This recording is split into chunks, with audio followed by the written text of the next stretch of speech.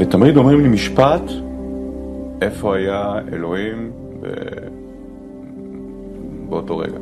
אני גם אדם חילוני, חבר'ה, אין לי, הנה עובדה, אין לי כיפה על הראש, אני סך הכל, אבל תאמינו, זה חשוב, אבל אני רוצה להגיד דווקא משפט. זה כמו אבא מגדל את הילד שלו.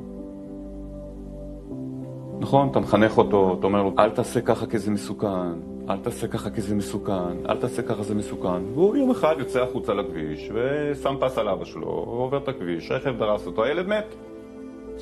יבוא השכן, יגיד, תראה איזה אבא יש לו. זה אותו דבר.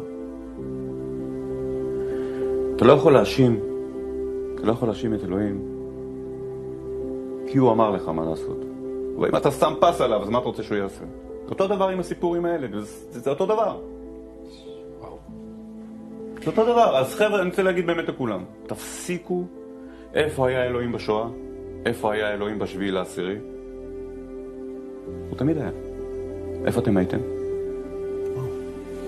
עד היום, החילוניים בינינו, בקיצוניים של החילוניים בינינו, לא הבינו. יכולים להפסיק את זה מיד.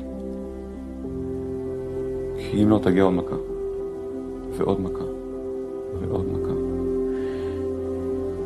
ברגע שלא יהיה אחדות בין העם הזה, אני חושב שאנחנו נחווה עוד פעם, נוח'בה 2.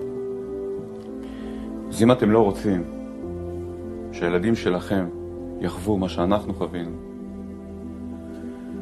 צריך להפסיק עם זה. ואני אומר את זה בתור חילוני, תפסיקו עם הדבר הזה. דתיים שאוכלים לנו ושותים לנו, 30% מהנופלים זה דתיים. הם השכפ"ץ של מדינת ישראל.